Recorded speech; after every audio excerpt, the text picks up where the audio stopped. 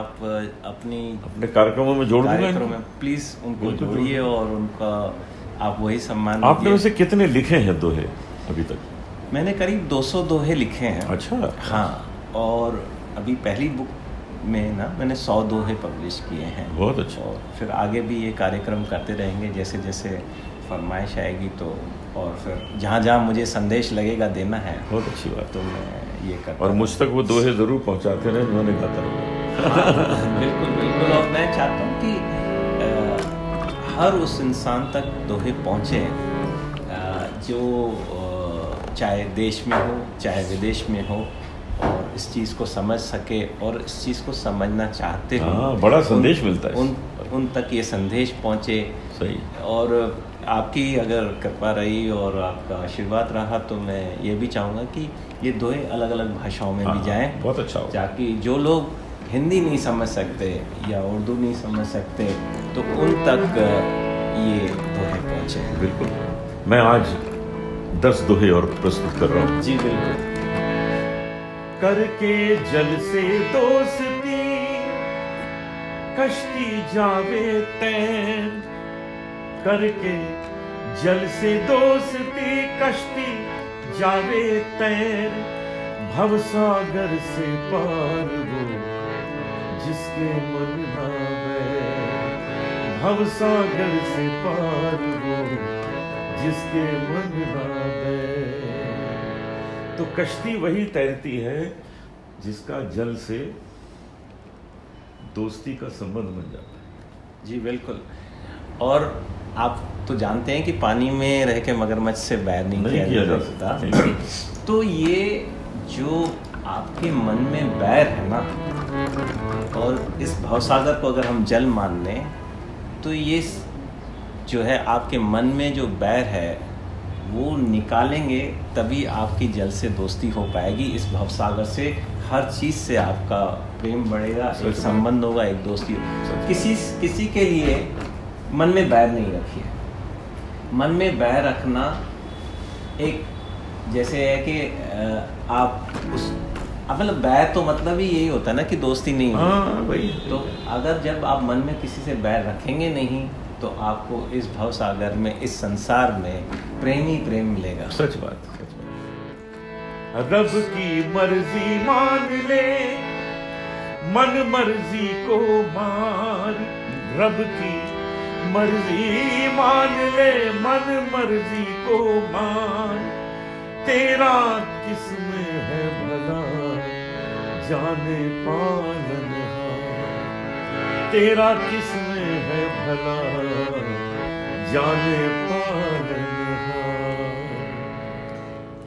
तो इसमें मैंने ये कोशिश की है और ये कई लोग वैसे भी मानते हैं कि हमारी जो भी मर्जी हो उससे बेहतर मर्जी जो होती है रब की मर्जी होती है। सही बात, सही बात। तो उसकी मर्जी अगर मान लें, क्योंकि वो चीज़ जानता है जो हम नहीं जानते, वो त्रिकालदर्शी है।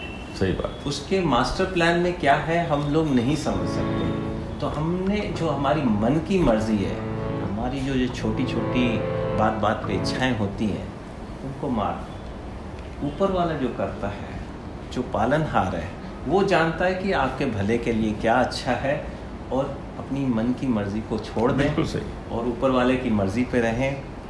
अपना कर्म ज़रूर करें, अपना कर्म करना ज़रूरी है, लेकिन जो होता है अगर मन की मर्जी से नहीं होता है तो भी कोई बात नहीं, ऊपर वाले की मर्जी से जो होता है उसको मान लीजिए। बहुत अच्छी बात। हीरा पत्थर एक है जब तक ना हो ज्ञान, हीरा पत्थर एक है जब तक ना हो ज्ञान, रब दे मुझको रोशनी तो पाऊं पहचान, रब दे मुझको रोशनी तो पाऊं पहचान। तो हीरे की परख तो जौहरी ही कर सकता है। अब जौहरी और हम में क्या फ़र्क है? हम क्यों नहीं हीरे की परख कर सकते? जौहरी में वो ज्ञान है कि वो हीरे को समझ सकता है कि ये हीरा, इसकी कीमत क्या है। इसी तरीके से अगर हमें रब को समझना है, रब से बड़ा कोई हीरा है ही नहीं। हाँ सही। तो उसको अगर समझना है तो उसी से ही मैंने गुजारिश की है, उसी से ही विनती की है कि मुझे वो ज्ञान दो जिससे मैं आपको समझ पाऊँ। ये जो पत्थर की मूर्ति है उसमें भी मुझे हीरा, उसी में भगवान दिखने लगेगा। तो पत्थर और हीरा एक हो जाता है जब आपको ये ज्ञान अर्जित हो। बहुत ही अच्छी बात। मन मौजी होके मगन गाए रब के राग, मन मौजी होके मगन गाए रब के राग, सुख दुख सुध बुध भूल के वो पाए वैराग, सुख दुख सुध बुध भूल के वो पाए वैराग। मन जब उसकी मौज में आ जाता है, उसकी मतलब रब की मौज में आ जाता है, तो फिर उसी के राग गाना है। उसको उसके सिवा कुछ दिखता ही नहीं, वही रूप दिखता है, वही रूप की तारीफ करना, उसी की सेवा करना, सब मन उसी में ही लगा है। और जब आपका मन एक बार रब में लग गया तो कौन सा सुख क्या दुख, इसकी तो कोई सुध-बुध रहती नहीं। आप एक वैरागी की तरह हो जाते हैं, आपके मन में वैराग आ जाता है कि बस वही है और कुछ चाहिए भी नहीं, मुझे बस वही चाहिए। बहुत अच्छा। नित दिन सेवा मैं करूं अपनी आंखें बीच, नित दिन सेवा मैं करूं अपनी आंखें बीच, देखूं ना छोटा बड़ा रह संतन के बीच, देखूं ना छोटा बड़ा रह संतन के बीच। तो ये सेवा भावना जो है वो इस तरीके से होनी चाहिए कि आप अगर सेवा करते हैं तो आपकी आंखें बंद होनी चाहिए। आप किसकी सेवा कर रहे हैं ये आप देखो ही नहीं। बहुत अच्छी बात है। बस आंखें बंद करके सेवा करो। कहीं भी सेवा कर रहे हो, किसी एनजीओ में सेवा कर रहे हो, किसी मंदिर में सेवा कर रहे हो, या घर के बाहर आप इंडिपेंडेंटली सेवा कर रहे हो, कभी ये नहीं सोचो कि हम किसकी सेवा कर रहे हैं।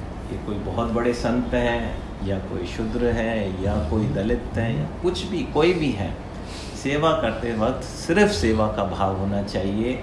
ये नहीं देखना चाहिए कि उसकी क्या पोजीशन है, वो हमें कहाँ तक ले जाएगा, उसके पीछे कोई स्वार्थ नहीं होना चाहिए, नहीं उसका कोई स्टेटस देखना चाहिए। एक सेवा का भाव है, बस सेवा का भाव और रब की प्रीत का भाव एक ही है।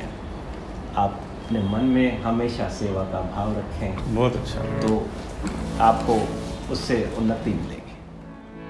मन में रख ऐसी दया जैसे वन की छाँव, मन में रख ऐसी दया जैसे वन की छाँव, ना रस्तों पर धूप हो ना जलने दे पाँव, ना रस्तों पर धूप हो ना जलने दे पाँव। अनूप जी, इसमें मैंने ये कोशिश की है कहने की कि जो दया है, जो दया का भाव है, वो एक छांव की तरह जिंदगी में। सही सही। आपके मन में दया है तो आपको किसी पेड़ की, किसी बड़े आदमी की या किसी की भी छांव की ज़रूरत नहीं है। आपका जो दया का भाव है वो आपके लिए खुद एक छांव है, और वो जब छांव लेके आप चलते हैं तो ज़िंदगी की रास्ते पे न तो आपके पाँव झलते हैं, नहीं आपको कोई दिक्कत आती है। बहुत अच्छी बात। तो ये दया का भाव है जो दूसरों को भी छांव देगा, ये दया का भाव, और आपको खुद को भी छांव देगा। बहुत सुंदर। बांटो जीवन का समय, कर लो सारे काम, बांटो जीवन का समय, कर लो सारे काम, पहले हिस्से पर लिखो अपने रब का नाम, पहले हिस्से पर लिखो अपने रब का नाम। ये मैंने दोहा इसलिए लिखा कि कॉमनली ऐसा ही होता है कि हमारी ज़िंदगी में काम बहुत होते हैं। हम सुबह उठते हैं, सुबह से हमें ये लगता है कि आज ये काम करना है, वो काम करना है, आज इसका बिल भरना है, आज उसके स्कूल में जाना है, आज ऑफिस में बॉस ने ये काम दे रखा है, वो काम दे रखा है। बांटो, कर्म करना आपका फ़र्ज़ है, आप कर्म करें, ज़रूर करें, लेकिन आप अपना समय बांटते वक्त सबसे पहले प्रभु के नाम के लिए समय दीजिए। जो भी समय निश्चित करें, और ये मैं खुद भी करता हूँ, इसके लिए मैं, और इससे बड़ी शांति मिलती है। जब आप सबसे पहले जिसने आपको जन्म दिया, जिसने आपको इस पृथ्वी पर लाया, आप सबसे पहले उसको समय दोगे तो आपके बाकी के 24 घंटे का समय जो है वो सदुपयोगी हुआ, उससे अच्छा ही होगा, उससे उत्तम ही होगा। जब आप उनको याद करके कोई भी कार्य करेंगे, बहुत सफलता मिलती है और उनकी कृपा बनी रहती है। बहुत पूरा बहुत अच्छी बात। दूजे का सुख देख कर खुद को ना तड़पाए, दूजे का सुख देख कर खुद को ना तड़पाए, दूजन का दुख लो समझ अपना सुख दिख जाए, दूजन का दुख लो समझ अपना सुख दिख जाए। तो अनुप जी, इसमें मेरा कहने का ये कि हमारे जीवन में और हमारे संसार में जलन बहुत है। हम जब दूसरों का सुख देखते हैं तो दुखी हो जाते हैं अमूमन कि उसके पास इतनी बड़ी गाड़ी है, इतना, मेरे पास तो छोटा सा अपार्टमेंट है, उसके पास बड़ा बंगला है, मेरे पास छोटा अपार्टमेंट, उसके पास बहुत बड़ी गाड़ी है, मैं तो छोटी गाड़ी चलाता हूँ, या साइकिल चलाता हूँ, या स्कूटर चलाता हूँ। तो उससे हम दुखी हो जाते हैं। लेकिन हमारा सुख खुद अपने आप में परिपूर्ण होता है। अगर हम अपने सुख को पहचान लें तो दूसरे के सुख से हमें मुकाबला करने की ज़रूरत नहीं है। दूसरी बात यह है कि अगर हम दूसरे का दुख समझ लें, वो है बड़ी बात, कि दूसरे को कितना दुख हुआ है, तो हमें अपने छोटा सुख भी इतना बड़ा दिखने लगेगा। और है वाकई, ऐसा नहीं कि हमारे छोटे छोटे सुख बड़े नहीं, बहुत बड़े हैं, और बहुत कम किस्मत वाले हैं जिनको ये सुख मिलते हैं। सही बात। तो आप अपने दूसरों के दुख देखिए और उनको दूर करने की कोशिश करें, और उसमें आपको जो सुख दिखेगा और अपने सुख का महत्व मालूम होगा, वो असीमित है। बहुत अच्छा। सुख तो है चंचल बड़ा, एक पल टिक ना पाए, सुख तो है चंचल बड़ा, एक पल टिक ना पाए, छोड़े इसका मोह जो उसके घर रह जाए, छोड़े इसका मोह जो उसके घर रह जाए। बहुत सुंदर है, बहुत सुंदर। बहुत बहुत शुक्रिया। तो इसमें भी अभी जो पिछला दोहा था उसकी आगे की है कि अगर आपको सुख मिलता है तो फिर क्या करें। आप सुख से मोह न रखें, क्योंकि सुख बड़ा चंचल है। वो आज आपके पास है, जैसे दौलत है, दौलत से आपको सुख मिलता है, प्रेम है, कुछ भी है, वो बड़ा चंचल है। आज आपके पास है, कल कहीं और चला जाएगा, टिकता ही नहीं। सुख से आप कभी मोह नहीं करें, बिल्कुल उसके साथ मोह न रखें। और जो सुख से मोह नहीं रखता, सुख उसी के पास रहता है, उसी के पास रहता है। तो सुख की यही एक जो है ना नेचर है, एक ऐसी प्रवृत्ति है सुख की कि आप उससे अटैच नहीं हो, उससे मोह नहीं रखो। देखो आपके पास सुख रहेगा। दौलत से आप मोह ना रखो तो आपके पास रहेगी। पहले खुद को जान ले, कर ले अपनी शोध, पहले खुद को जान ले, कर ले अपनी शोध, आंखें अंदर की खुले तब रब का हो बोध, आंखें अंदर की खुले तब रब का हो बोध। तो शोध का मतलब है रिसर्च। यस। कि हम अगर ऊपर वाले को जानना चाहते हैं रब को जानने की तो सबकी तमन्ना होती कि भाई रब क्या है, लेकिन उससे पहले हमें खुद को जानना है कि हम क्या हैं, हम कहाँ से आए, हम क्यों आए हैं। अगर हम ये रिसर्च कर लें कि हम क्यों आए हैं, किस लिए आए हैं, kiस लिए यहाँ पे हैं, ये शोध कर लें तो आपको रब का बोध हो जाएगा। खुद ब खुद आप जान जाएंगे, क्योंकि वो जो कनेक्शन है हमारे और उसके बीच में वो हमेशा है ही। अगर हम खुद को समझ लेते हैं तो उसको समझना बहुत आसान है और आप समझ ही लेंगे। बहुत अच्छी बात। तो आज आपने 10 और दोहे सुने, परवाज़ के दोहे, हमारे प्रदीप लालजानी जी परवाज़, इनके दोहे गा गा कर मुझे भी बड़ी शिक्षा मिलने लगी। मुझे भी आनंद आता है, लोगों को मैं सुनाता हूँ, लोगों को बहुत अच्छा लगता है। तो कोशिश करेंगे कि बहुत जल्दी आपके सामने एक और एपिसोड लाएं और आपको 10 दोहे और सुनाएं। मुझे उम्मीद है कि आपको प्रदीप जी के ये 10 दोहे जो आज मैंने प्रस्तुत किया आपको पसंद आए।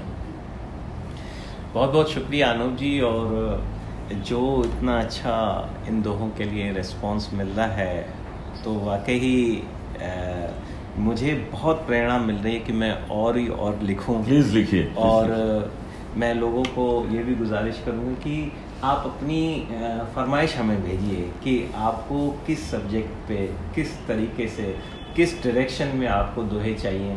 आप खुद हो सकता है कि अपने बच्चों को कुछ सीख देना चाहते हो, तो मुझे बताइए ना कि आपको ये सीख देनी है, और मैं आपको कुछ लाइनों में वो प्रस्तुत करने की कोशिश करूँगा अपने अगले एपिसोड में, ताकि आप उनके ज़रिए उन तक पहुँच सकें। यहाँ तक कि मैं टीचर्स को अनुरोध करूँगा कि मेरे कुछ दोहे जहाँ अप्रोप्रिएट समझें उनको सुनाएं, बच्चों को सुनाएं। बहुत अच्छी बात। मंदिरों में मैं एक प्रीचर्स को अनुरोध करूँगा कि वो अपने दोहे सुनाएं। आपको सानू जी, आप इस कार्य में हमारा बहुत हाथ बटा सकते हैं। आपकी आवाज़ तो क्या कहते हैं, मंदिर में बेल की तरह पहुंचती है एकदम। तो अगर वो भी ये दोहे सुनाएं, और उनसे भी अनुरोध है कि अगर उनकी कोई मतलब है फरमाइश कि भाई इस सब्जेक्ट पे दोहे हैं, तो मैं ज़रूर लिखने की कोशिश करूँगा। और आपने हमारे दोहे अनूप जी की आवाज़ में बहुत ध्यान से सुने और इतनी अच्छी रिस्पांस दी, इसके लिए मैं आप सबका बहुत बहुत शुक्रगुजार। आप सबका धन्यवाद। बहुत बहुत शुक्रगुजार अनूप जी, आपका तहे दिल से शुक्रगुजार।